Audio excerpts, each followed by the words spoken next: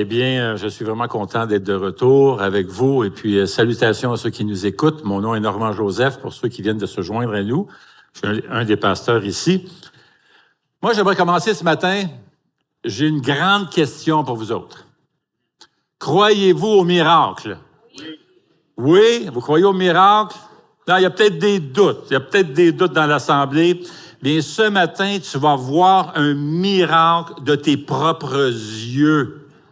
D'accord? Ils disent voir, c'est croire. Pas sûr qu'on accepte ça, mais vous allez le voir de vos propres yeux. D'accord? Vous êtes prêts?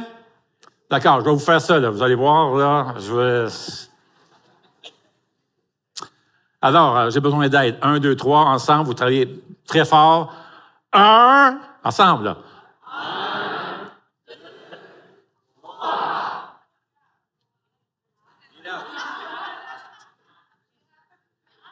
Avez-vous vu? Oui, l'Église est un miracle. Ben oui, oui, absolument. Chaque année, on a un thème pour l'année, et puis le thème de cette année s'appelle « Ensemble ». Et puis, Ensemble parle justement de l'Église. Alors, nous allons commencer une mini-série qui va durer environ 4 semaines, qui va s'intituler justement Ensemble. Ça commence ce matin. Après, on va commencer une autre série qui est aussi intéressante, qu'on va appeler « Les paroles troublantes de Jésus ». Alors, on veut s'arrêter sur quelques-unes des paroles de Jésus qui sont, premièrement, difficiles non seulement à comprendre, mais des fois même à accepter. Même les disciples, vous savez, dans Jean 6, après un enseignement de Jésus, les disciples ont dit « Cette parole est dure ». Il y a des paroles dures comme ça. Alors, on veut s'arrêter pour regarder quelques-unes de ces paroles. Laissez-moi vous en donner quelques exemples. « Venez et mourrez. Vendez tout ce que vous possédez. Je ne suis pas venu apporter la paix, mais l'épée. Mangez ma chair et mon sang, et buvez mon sang. Laissez les morts enterrer leurs morts. Celui qui aime son père ou sa mère plus que moi n'est pas digne de moi. Si votre main vous pousse à pécher, coupez-la. » Et mon doux. Alors, on veut se pencher sur ces paroles de Jésus et voir qu'est-ce que ça signifie pour nous autres.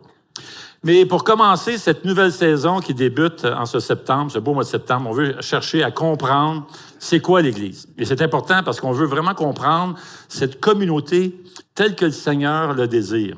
Et c'est la raison pour laquelle on a appelé ça Ensemble.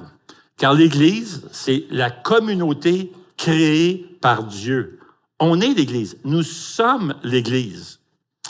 Et plus on comprend c'est quoi l'Église, et que l'on réalise à quel point l'Église est toute une bénédiction, plus nos cœurs seront remplis d'adoration pour notre Seigneur. Jeter un regard sur cette œuvre qui est tout à fait surnaturelle, qui est l'Église, va nous inspirer à célébrer notre Seigneur. Alors, on va juste courber un instant pour se demander au Seigneur de bénir le temps qui reste ensemble. Eh bien, Seigneur, c'est une nouvelle saison qui commence et plein de nouvelles activités, de beaux ministères qui commencent, Seigneur. Et nous sommes comme ce jeune garçon avec quelques pains, quelques poissons. On t'offre vraiment ce peu que nous avons entre tes mains, que tu puisses les utiliser pour ta gloire, Seigneur. Bénis tous ces ministères qui commencent. Il y a tellement de ministères ici, on ne peut pas les énumérer. Mais Seigneur, on te prie de bénir non seulement ceux qui vont bénéficier de ces ministères, mais aussi ceux qui offrent leurs dons et leurs talents et leur temps à préparer ces ministères. Merci pour ce temps que nous avons ensemble. Merci pour l'Église, cette belle famille où nous avons des frères et des sœurs ensemble. Et on te prie que ce matin, tu puisses ouvrir les yeux de notre cœur afin qu'on puisse saisir encore un peu plus cette grande richesse qui est ton Église, cette belle famille, au nom de Jésus. Amen. Alors, qu'est-ce que l'Église? En fait, c'est une mauvaise question. Car quand la Bible parle de l'Église, elle ne parle pas de bâtiment, elle ne parle pas de regroupement, elle ne parle pas d'événements, elle parle d'un groupe de personnes. La question n'est donc pas qu'est-ce que l'Église, mais plutôt qui est l'Église. Quelqu'un a défini l'Église comme ceci. Il dit, l'Église est le peuple régénéré de Dieu, sauvé par la puissance de Dieu pour les desseins de Dieu dans ce monde. Ce que ça veut dire, c'est qu'on ne cesse pas d'être l'Église en quittant ce bâtiment. Quand tu sors des portes de ce bâtiment, c'est l'Église qui quitte. Tout ce qu'on fait, on le fait en tant qu'Église de Dieu, sauvée par le sang de Jésus pour la gloire de Jésus-Christ. Et ça, c'est du 24/7, indépendamment où tu te trouves. Si tu t'en vas en vacances à Wildwood, c'est l'Église qui s'en va à Wildwood. L'Église, c'est nous. Wayne Grudem, dans son livre Théologie systématique, définit l'Église de la manière suivante. Il dit « L'Église est la communauté de tous les vrais croyants à travers les âges. » L'Église, c'est une communauté. C'est une communauté de vrais croyants en Jésus. Alors, on veut s'arrêter un instant pour regarder non pas c'est quoi l'Église, mais bien c'est qui l'Église. Et ça commence avec Jésus. Jésus est le chef suprême de l'Église. Alors, tournez avec moi, si vous avez votre Bible, dans Matthieu 16, et on va aller voir justement un passage qui montre le fondement de l'Église. Et surtout, son Créateur. Alors, Matthieu 16, verset 13. On va aller jusqu'au verset 18. Jésus arriva dans le territoire de Césarée de Philippe. J'attire votre attention sur l'endroit, on va y revenir dans un instant. Alors, Jésus arriva dans le territoire de Césarée de Philippe. Il demanda à ses disciples, « Qui suis-je d'après les hommes, moi le Fils de l'homme? » Ils répondirent, « Bien, les uns disent que tu es Jean-Baptiste, les autres Élie, les autres Jérémie ou l'un des prophètes. Et d'après vous, qui suis-je? » leur dit-il. Eh bien, Simon-Pierre répondit, « Tu es le Messie, le Fils du Dieu vivant. » Jésus reprit la parole et lui dit, « Tu es heureux, Simon, fils de Jonas, car ce n'est pas une pensée humaine qui t'a révélé cela, mais c'est mon Père céleste. Et moi, je te dis que tu es Pierre, et que sur ce rocher, je construirai mon Église. Et les portes du séjour des morts ne l'emporteront pas sur elle. » Je reviens avec le verset 18 qui dit, Jésus dit, « Je construirai mon Église et les portes du séjour des morts ne résisteront pas, ne tiendront pas sur elle. » Jésus dit, c'est mon Église, c'est moi qui vais la bâtir. Et le mot « bâtir » parle évidemment de construction. L'Église est le projet de construction de Jésus. Et nous sommes son chantier. Je suis allé voir le dictionnaire Antidote, comment ça définit le mot « chantier ». Et ça dit ceci, « endroit où ont lieu des travaux de construction, de réparation et de démolition. » Eh bien, c'est ce que le Seigneur Jésus fait avec nous autres. Jésus nous construit, nous édifie. Parfois, il doit réparer certains aspects de notre caractère et parfois, il doit même démolir certaines mauvaises habitudes qu'on a développées au fil des années. Il est en train de te bâtir, de te transformer pour que un jour, tu ressembles de plus en plus à lui. Tu es en train de transformer ton caractère. Parfois, on peut passer par des moments difficiles dans notre vie, mais il faut se souvenir toujours de ce que le Seigneur est en train d'accomplir et faire dans ta vie. Il ne faut jamais oublier cette vision que ce que le Seigneur est en train de faire avec toi. Tu es entre ses mains et il est en train de travailler ton caractère, travailler ton cœur.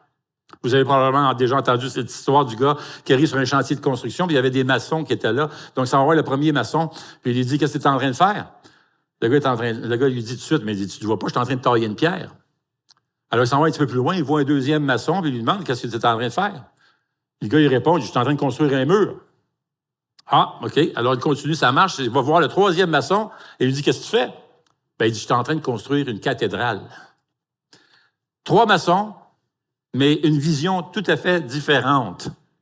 Je suis certain que le troisième maçon, lui, était beaucoup plus inspiré et motivé à faire son travail parce qu'il gardait cette vision du produit fini, de big picture, là, dans sa tête, dans son cœur. Moi, je ne sais pas ce que tu vis présentement, mais Jésus est peut-être en train d'enlever un morceau de ta vie. Il est peut-être en train de faire des choses dans ta vie et parfois, c'est des épreuves qui sont difficiles. Mais Jésus est en train de te transformer tranquillement pour sa gloire. Et c'est ce que Paul va nous dire dans 1 Corinthiens chapitre 15, verset 49. Il dit, de même que nous avons porté l'image de l'homme fait de poussière, nous porterons aussi l'image de celui qui est venu du ciel. C'est ça que le Seigneur est en train de faire. Jésus est en train de bâtir son Église. Et il dit au verset 18, « Je construirai mon Église, et les portes du séjour des morts ne l'emporteront pas sur elle. » C'est intéressant de savoir que Jésus choisit le meilleur endroit possible pour faire cette puissante déclaration. Ça nous dit déjà dès le départ du chapitre, ça nous dit que Jésus emmène ses disciples à Césarée de Philippe. Il faut savoir que c'est un endroit où il y avait une histoire tragique et dramatique. Il y a toute une histoire derrière cet endroit. D'ailleurs, on apprend dans la littérature juive, que les rabbins disaient que lorsque le Messie viendrait, les portes de Césarée de Philippe allaient s'effondrer en raison de l'immoralité de l'endroit. N'est-ce pas pertinent que Jésus est là, Jésus est le Messie, et c'est là qu'il se fait déclarer le Messie devant ses propres disciples. Jésus est en train de dire, « Je suis le Messie qui vient effondrer les portes du séjour des morts. » Jésus dit, « Je vais bâtir mon Église et les forces du mal ne seront pas capables de résister devant la puissance de l'Église. » On pourrait exprimer le verset 18 de la manière suivante. « Les portes du séjour des morts ne tiendront pas devant la puissance et les assauts de l'Église qui proclame le message de l'Évangile. » Par le message de l'Évangile, les gens viennent à Jésus et le diable ne peut rien y faire. L'Église va grandir. Les gens viendront au Seigneur Jésus. L'Église prend d'assaut les forces du mal en proclamant le message de l'Évangile. L'Évangile transforme des vies, les arrache du royaume des ténèbres. D'ailleurs, Romains 1,16 le dit bien que l'Évangile, c'est la puissance de Dieu par laquelle il sauve tous ceux qui croient. Et cette puissance de l'Évangile qui transforme des vies se voit particulièrement bien lors de la naissance miraculeuse de l'Église. Une fois ressuscité d'entre les morts, Jésus envoie son esprit sur ses disciples alors qu'ils sont à Jérusalem. Maintenant, les gens qui sont là voient des gens parler dans leur propre langue et leur propre dialecte, ils ne comprennent pas qu'est-ce qui se passe.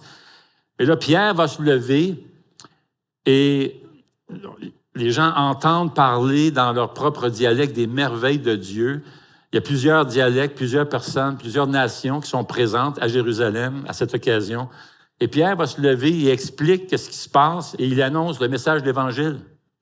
On peut lire la conclusion de son discours, justement, dans Acte 2, 36, où il est dit « Que toute la communauté d'Israël sache donc avec certitude que Dieu a fait Seigneur et Messie, le Jésus que vous avez crucifié. » Après avoir entendu ce discours, ils eurent le cœur vivement touché et dirent à Pierre et aux autres apôtres, « Frères, que ferons-nous? » Et Pierre leur dit, « Changez d'attitude, repentez-vous, et que chacun de vous soit baptisé au nom de Jésus-Christ pour le pardon de vos péchés, et vous recevrez le don du Saint-Esprit.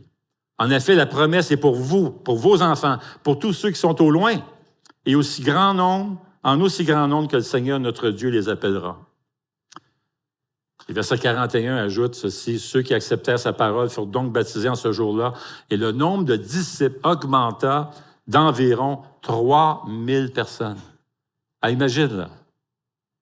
On n'aurait pas de place ici, les accueillir, vraiment. 3000 personnes d'un coup, là. On voit l'Église grandir de plus en plus à travers le livre des Actes.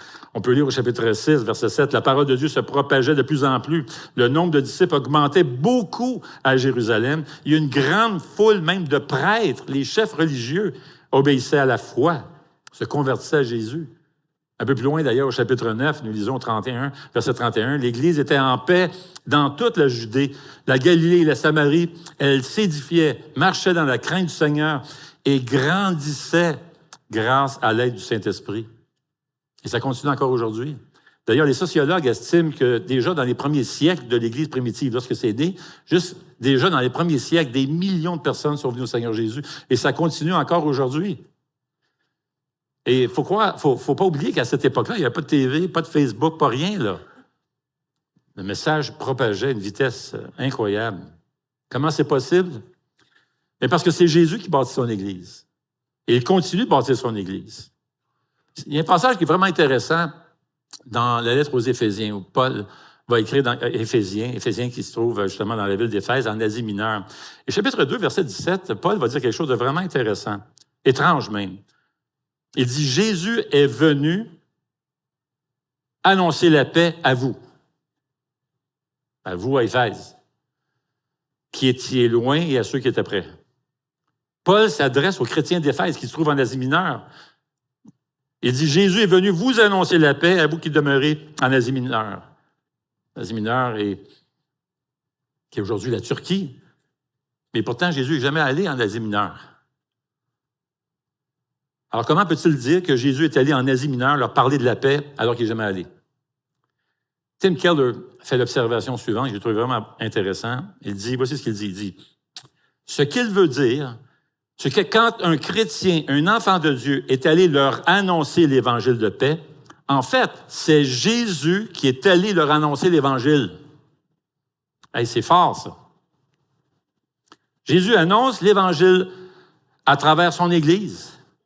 Jésus se sert de nous, l'Église de Sentier, pour répandre son message. L'Église, c'est donc pas un quoi, c'est un qui. Et ça commence avec le chef suprême de l'Église, qui est Jésus. Le qui comprend aussi les enfants de Dieu. Ensemble, nous sommes la famille de Dieu. Lorsqu'on vient à Jésus pour recevoir son salut, lorsqu'on place notre foi en Jésus, qu'on croit à son sacrifice sur la croix pour pardonner nos péchés, Dieu nous donne une vie, une nouvelle vie spirituelle. Il change ton statut légal devant lui.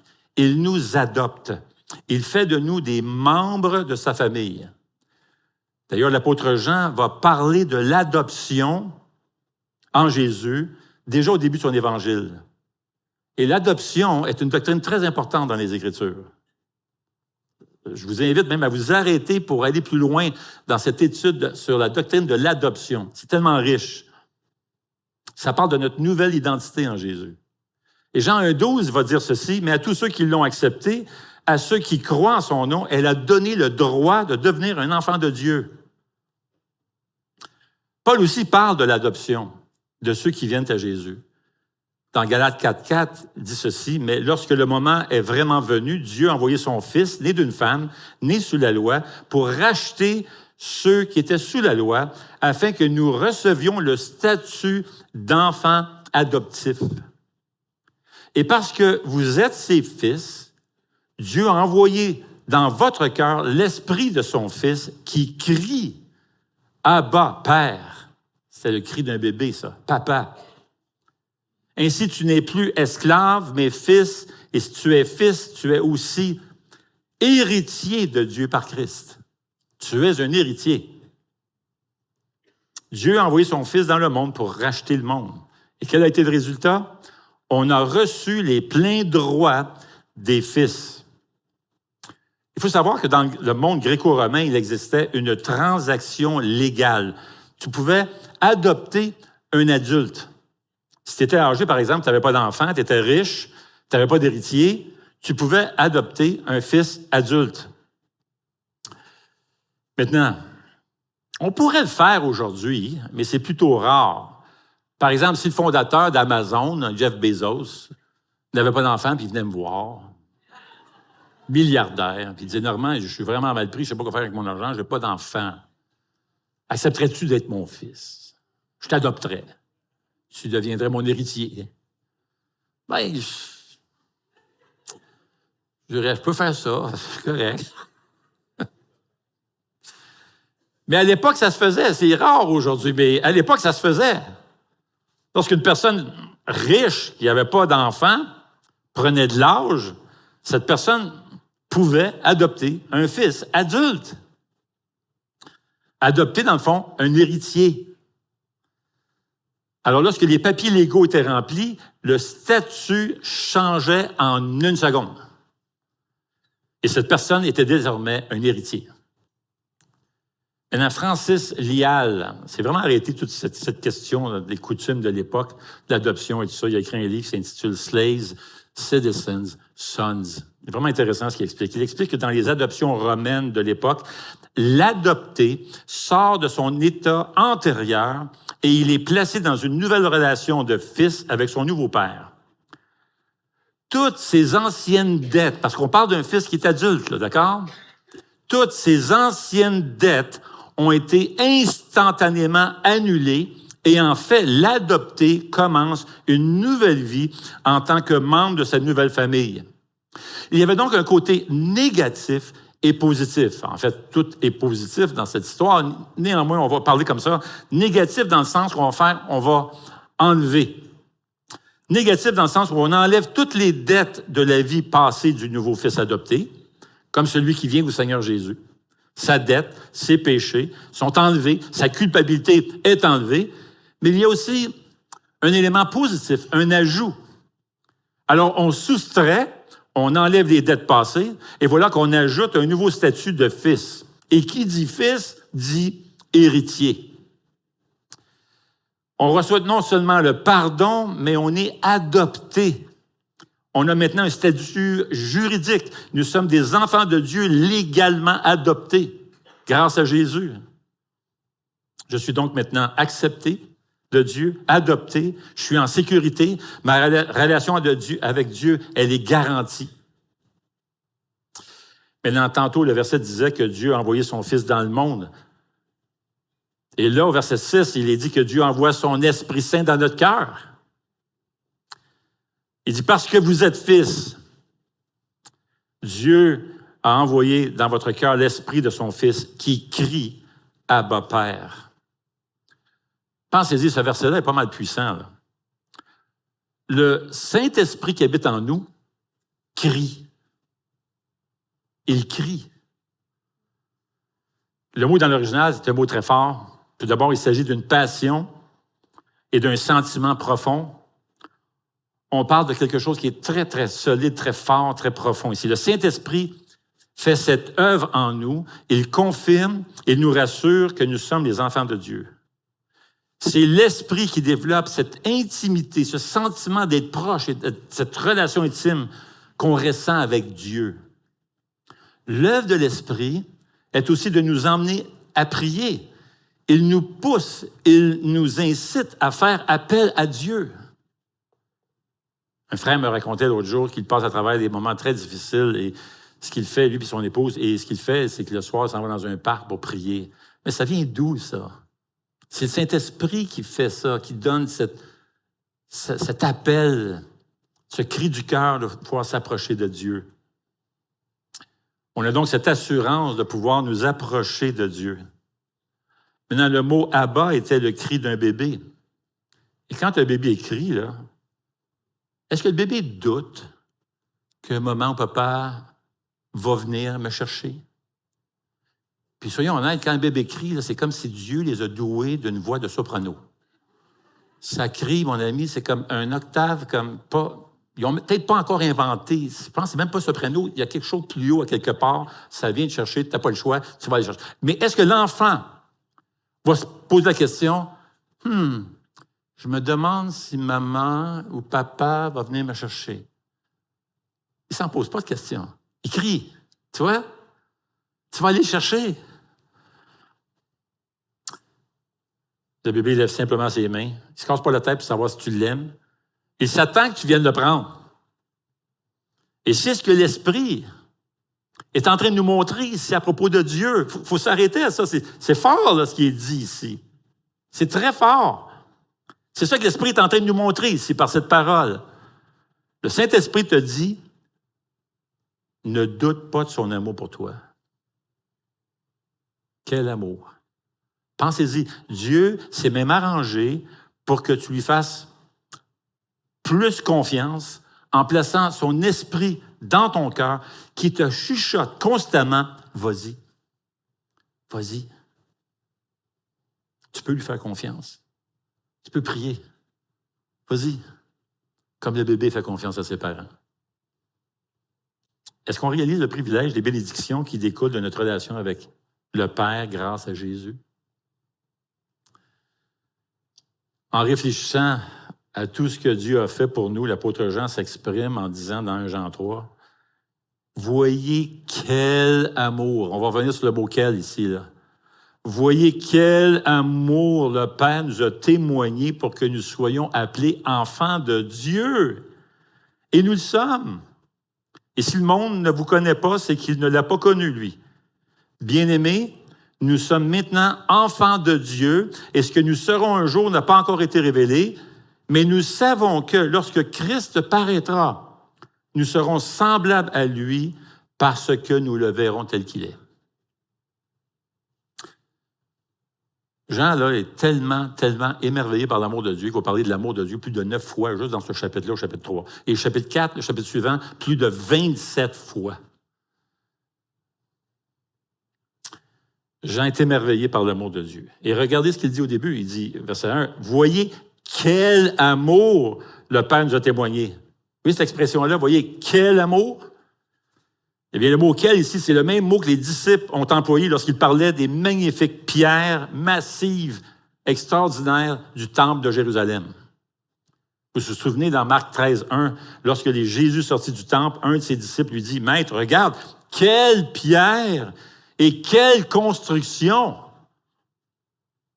Eh bien, Jean dit, « Quel amour le Père nous a témoigné pour qu'on soit appelés des enfants de Dieu. » L'une des grandes bénédictions de notre adoption comme enfant de Dieu est qu'on peut parler à Dieu comme un Père qui est plein d'amour, plein de tendresse envers nous.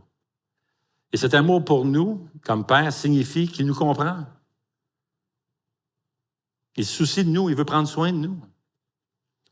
Et Jésus dit aussi que comme Père, il sait nous donner de bonnes choses, ce qui est bien pour nous.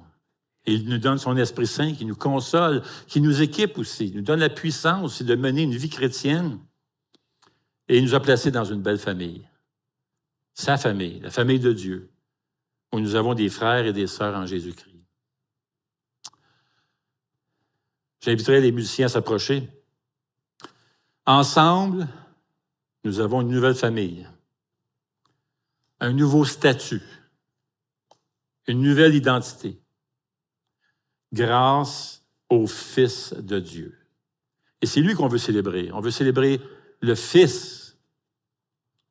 On veut chanter un chant de louange tantôt. Le Fils. On veut l'honorer, l'adorer, le célébrer pour tout ce qu'il a fait. Et on veut prendre la Sainte Seine, on veut prendre ensemble, partager le pain et la coupe tantôt pour se souvenir de ce que Jésus a fait. Grâce à lui, on fait partie de l'Église. Mes amis, l'Église nous donne un avant-goût du ciel. Et je ne sais pas si vous allez être d'accord avec ça, parce que vous allez dire, ben non, il me semble que l'Église n'est vraiment pas parfaite. Elle est loin d'être parfaite. Peut-être, mais l'Église est vraiment un avant-goût du ciel, de plusieurs manières. Tout d'abord, les enfants de Dieu désirent plaire au Sauveur, comme on va le faire au ciel, n'est-ce pas? On désire aussi offrir au Seigneur notre adoration, ce qu'on va faire pendant toute l'éternité. Et on profite aussi d'une riche communion les uns avec les autres. N'est-ce pas? C'est un avant-goût de la communion parfaite qu'on va partager un jour avec tous les croyants, de tous les âges. Quelle joie de faire partie de l'Église, du peuple racheté, qui attend le retour et la manifestation de la gloire de notre grand Dieu, notre Sauveur Jésus. Jésus est le chef suprême de l'Église. Et nous sommes sa famille. Amen. Prions. Seigneur notre Dieu, un peu comme Jean, quoique Jean recevait toute cette révélation de ton Esprit Saint, mais comme Jean, nous voulons te dire merci pour ton amour. Quel amour! Quel amour! Tu nous as adoptés grâce à Jésus. Pour ceux qui sont en lui, Seigneur, en Jésus, tu nous donnes même le Saint-Esprit. Merci, Seigneur, de ta grande bonté. On te loue, Seigneur, nos cœurs sont pleins d'adoration pour toi, pleins de reconnaissance. Ce matin, on veut prendre cette coupe et ce pain en mémoire de ce que Jésus a fait. Il est venu dans ce monde pour racheter un peuple,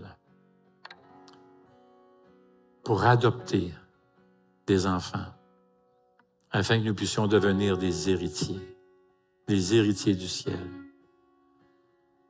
On te prie, Seigneur, que tu puisses nous aider cette semaine à te glorifier par notre vie, par une consécration, une obéissance à ta parole. On te prie, Seigneur, que ton esprit nous ramène constamment dans notre cœur ce que le Seigneur Jésus a fait pour nous. On ne veut pas oublier, Seigneur. On veut aussi partager tellement cette bonne nouvelle.